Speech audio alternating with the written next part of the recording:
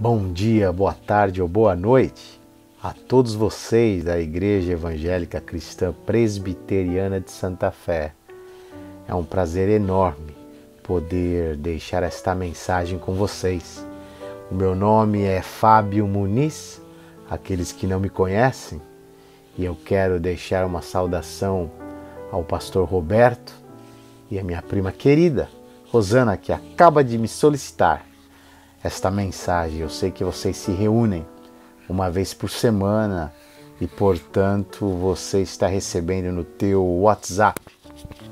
Olha só, eu acredito que há 18 ou até 20 anos foi quando eu visitei Santa Fé. Provavelmente uns 20 anos atrás, porque eu me lembro de ter ido 2 vezes e já são 16 anos que eu não estou no Brasil, que eu não moro em São Paulo. Eu acredito que alguns de vocês vão se lembrar de mim, outros é a primeira vez.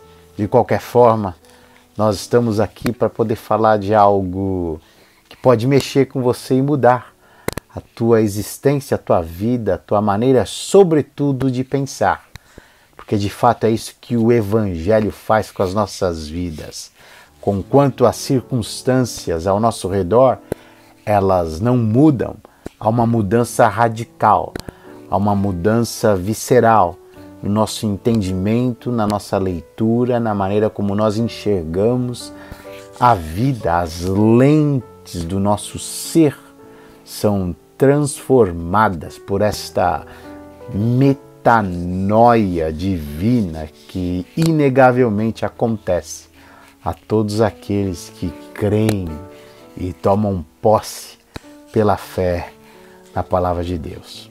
Dito isto, eu gostaria de convidar a vocês a fazer a leitura ou me acompanhar o texto que está em Lucas, capítulo 24, a partir do versículo 13 ao versículo 35. Todos nós conhecemos, você conhece este trecho que fala sobre os discípulos a caminho de Emaús. E talvez você me pergunte: Fábio, por que você está lendo este texto nesta tarde? Pois bem, nós sabemos, todos nós que estamos vivendo este momento absolutamente difícil, horroroso, da pandemia do coronavírus. Alguns vivem o grau de maior dificuldade, outros um pouco menor no sentido que provavelmente já passou o pior, como é o nosso caso. Esta é a primeira semana que nós estamos experimentando a saída do lockdown, onde o presidente Macron acaba de anunciar que as coisas cada vez mais gradativamente, de uma forma crescente, estão funcionando. Sobretudo as escolas, mas eu aqui na Europa tenho amigos na Espanha, na Itália, porque nós moramos no Japão antes de vir à França, e familiares nos Estados Unidos. A nossa organização, as igrejas e a maioria dos parceiros estão nos Estados Unidos, os nossos familiares também e amigos queridos no Brasil. Eu quero dizer que não somente eu ouvi e li as notícias e continuo lendo as notícias sobre o tema, mas falando com pessoas, quase que diariamente. E tem sido assim nesses últimos 2, 3 meses, de modo que inapelavelmente eu posso afirmar que os nossos corações todos estão pesados e até cansados de tantas notícias. Muita gente com depressão, muita gente com angústia, muita gente com falta de esperança, muita gente que perdeu o trabalho, muita gente que perdeu queridos, muita gente que tem sofrido durante este processo. E é por isso que este texto está no meu coração e você vai saber por que e quais os motivos que eu estou fazendo a leitura desse trecho nesta tarde. Diz assim: naquele mesmo dia, 2 deles estavam de caminho para uma aldeia chamada Emaús, distante de Jerusalém, 60 estádios. Iam conversando. Enquanto caminhavam, eles iam conversando a respeito de todas as coisas sucedidas. Ora, o ministério de Jesus, a vida de Jesus, as promessas de Jesus, mas, sobretudo, a morte de Jesus na cruz. Ora, versículo 15, prossegue o texto dizendo: aconteceu que enquanto conversavam e discutiam, seus corações estavam pesados, estavam absolutamente esmagados, acachapados diante das últimas notícias. Diz o texto, o próprio Jesus se aproximou e iam com eles. Você pode imaginar? É fantástico você fazer este exercício e chega a ser extraordinariamente chocante. Você imaginar e ter esta arquitetura na tua mente, pensar que esses dois iam caminhando e o próprio Jesus está caminhando com eles, mas diz o versículo 16, os seus olhos, porém, estavam como que impedidos de o reconhecer. Jesus estava do lado deles, mas ironicamente, conquanto Jesus estivesse do lado deles, a tristeza era tão grande, a falta de esperança era tão brutal, a expectativa que eles tinham era tão distante da realidade que eles estavam vivendo, porque a expectativa já não condizia com a realidade dos fatos ocorridos, que diz o texto que eles estavam sendo impedidos de reconhecer o próprio Jesus. Ora, diz o texto, então lhes perguntou Jesus. Continua esta santa ironia. Jesus do lado deles, e eles não reconhecem. Jesus começa e inicia um processo de comunicação, um diálogo, e tampouco eles reconhecem que era Jesus. Que é isso que vos preocupa? Vocês estão preocupados, ansiosos? Eu quero saber. E de que ides tratando à medida que caminhais? E eles pararam entristecidos. Um, porém, chamado Cleopas, respondeu dizendo, és o único. Será que tu és o único, porventura, que tendo estado em Jerusalém e ignoras, não sabes as ocorrências desses últimos dias? És o único que não tens lido o que saiu na Folha de Jerusalém nesses últimos dias, no Jerusalem Times. Tu és o único. E ele lhes perguntou ironicamente, quais? Santa ironia. Eu gosto de Jesus. Logicamente que ele sabe, logicamente que ele tem conhecimento, mas ele provoca esses discípulos com esta questão santa, irônica, que nos evangelhos nós encontramos em abundância. Jesus provocando os seres humanos a entender, a cair em si, a ter consciência, a enxergar eles mesmos por si próprios. E explicaram. Eles respondem à pergunta de Jesus. Ora, o que aconteceu a Jesus, o Nazareno, e Jesus do lado deles, que era varão, profeta, poderoso em obras, em palavras, diante de Deus e de todo o povo, e como os principais sacerdotes e as nossas autoridades o entregaram para ser condenado à morte e o crucificaram. Crucificaram como se fora um maldito, crucificaram como se fora um bandido, crucificaram como se fora um indivíduo que fizera algo absolutamente mal, perverso. Crucificaram e ele está morto. Ora, versículo 21 prossegue. Nós esperávamos, nós tínhamos esta expectativa que fosse ele quem havia de redimir a Israel. Ora, nós, Israel, povo, sendo absolutamente oprimidos pelo Império Romano, por César, sendo maltratados, nós pensávamos que era a nossa vez de virar a mesa, de sermos redimidos por ele e acabar com essa história do Império Romano. A expectativa deles era com respeito a Jesus vencer o Império Romano.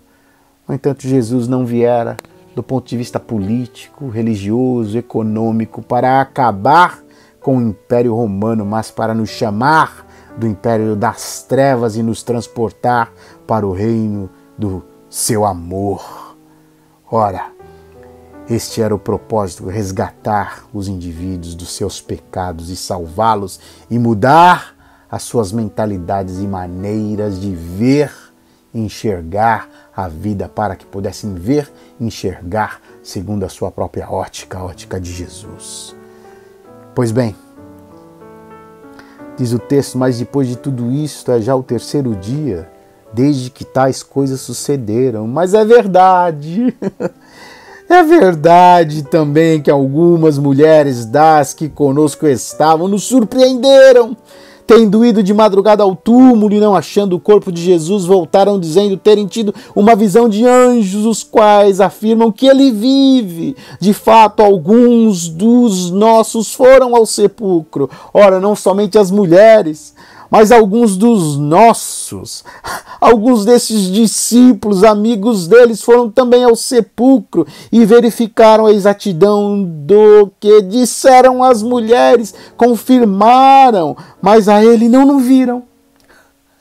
A tristeza era tão grande que não só impediam de ver Jesus caminhando lado a lado, mas até testemunho ocular. Nem mesmo isso, um testemunho ocular era suficientemente poderoso e capaz de resgatar estes indivíduos de tamanha treva, de tamanha cegueira, de tamanha escuridão mental e espiritual na qual eles mesmos haviam sido colocados.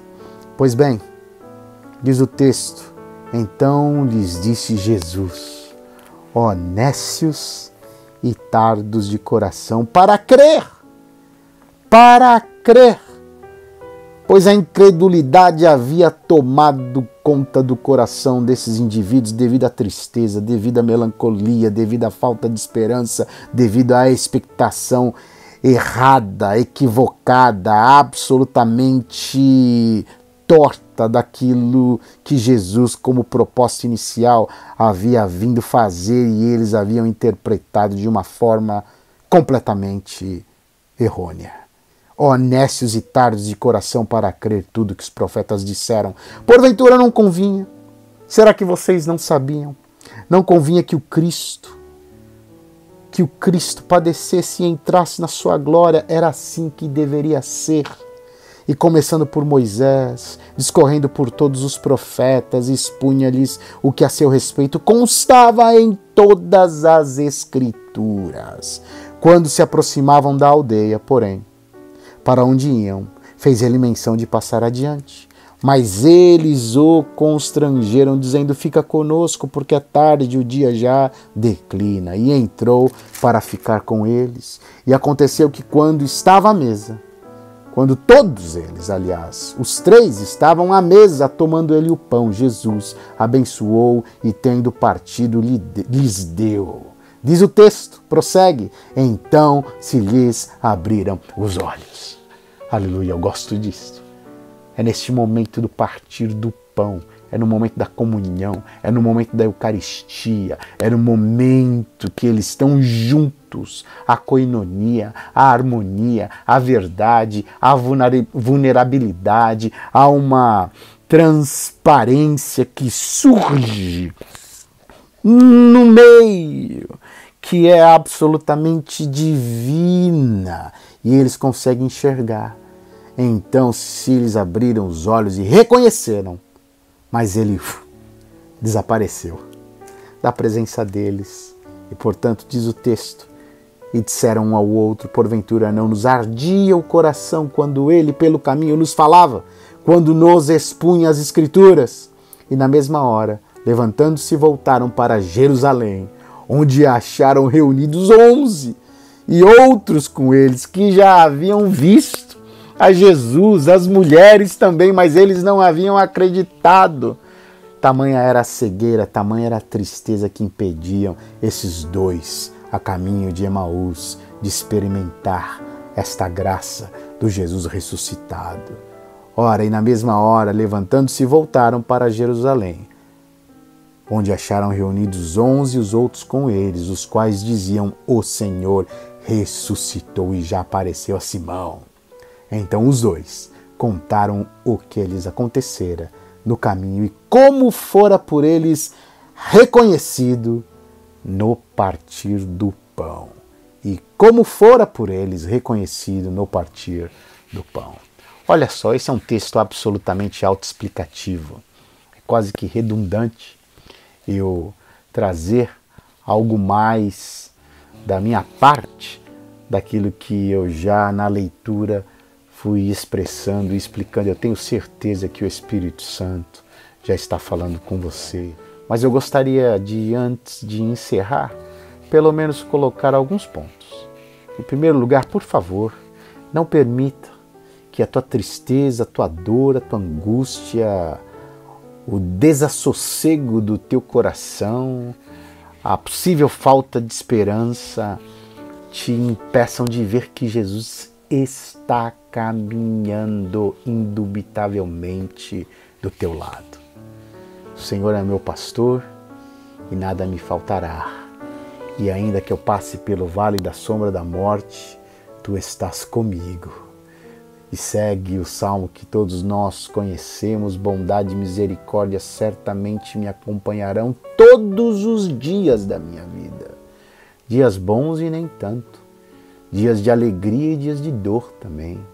Dias de salto, de júbilo, de festa, de regozijo e dias de calamidade, de luto, de tristeza e de morte. Porque ele disse: eu estou convosco todos os dias, até a consumação dos séculos. Eu estou convosco e eu sou o bom pastor. Eu conheço as minhas ovelhas, cada uma pelos seus nomes. Eu sei quem está em Lyon, eu sei quem está em São Paulo, eu sei quem está em Londres, eu conheço aqueles que estão em Santa Fé também. Ora, o princípio é básico. Conquanto haja essa tristeza horrorosa e eu não quero experimentá-la, eu não posso fugir. Eu devo reconhecer, eu não posso negá-la. Jesus não nega a tristeza, a angústia desses discípulos. Ele não diz: deixa para lá, coloque debaixo do tapete. Vamos dizer que não está acontecendo nada. Não, a tristeza é real. Ele a chama pelo seu nome. A angústia, o desespero, eles são reais. E Jesus reconhece.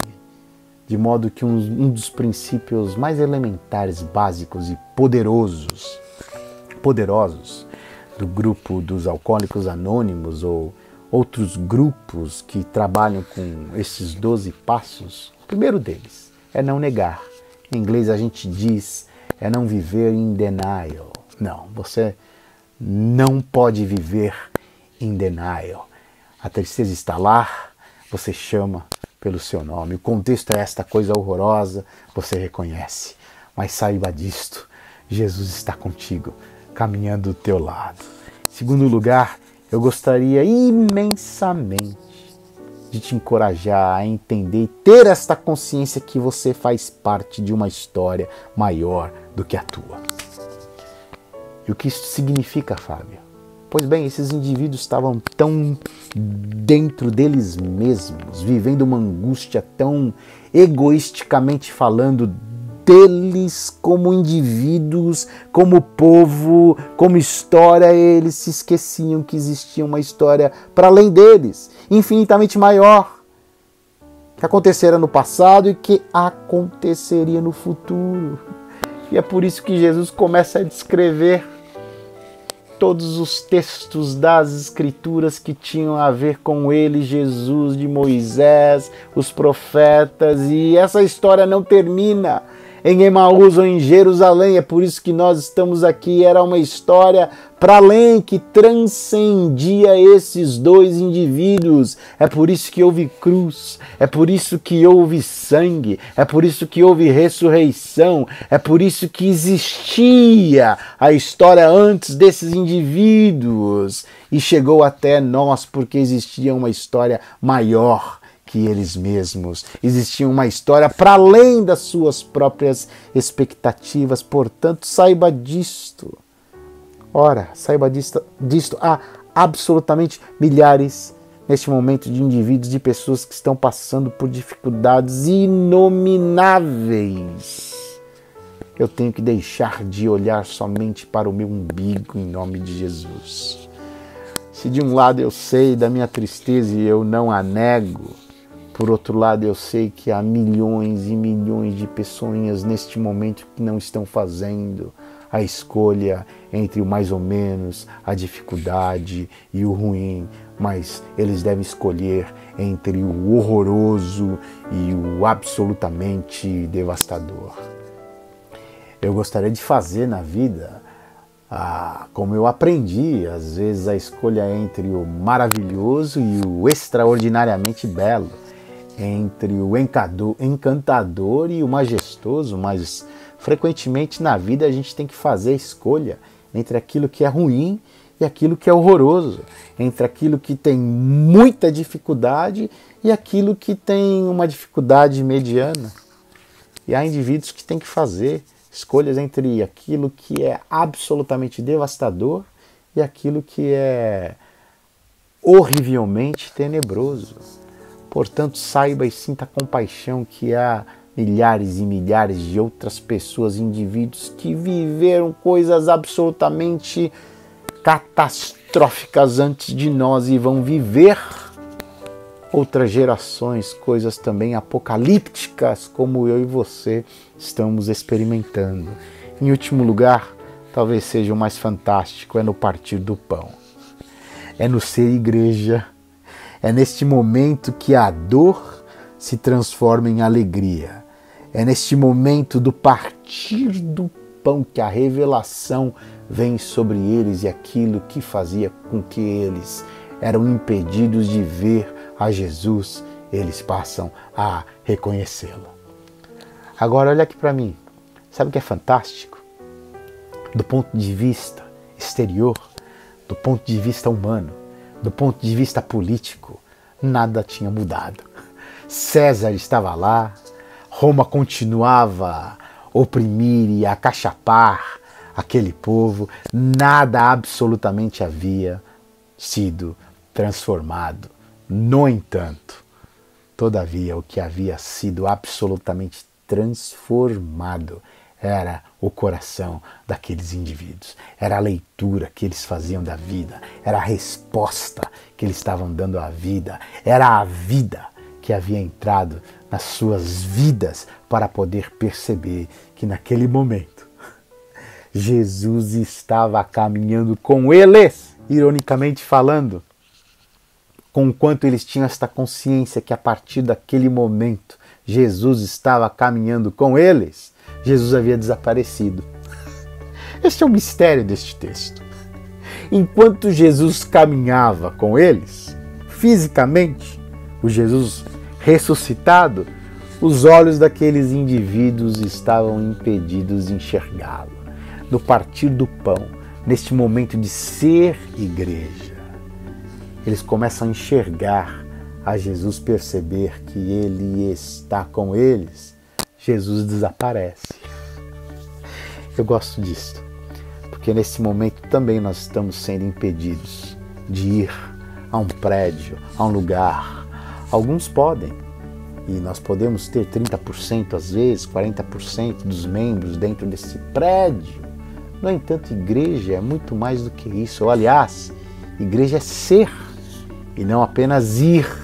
Ir para ter esse momento de comunhão é maravilhoso. Mas o que adianta? Olha aqui para mim.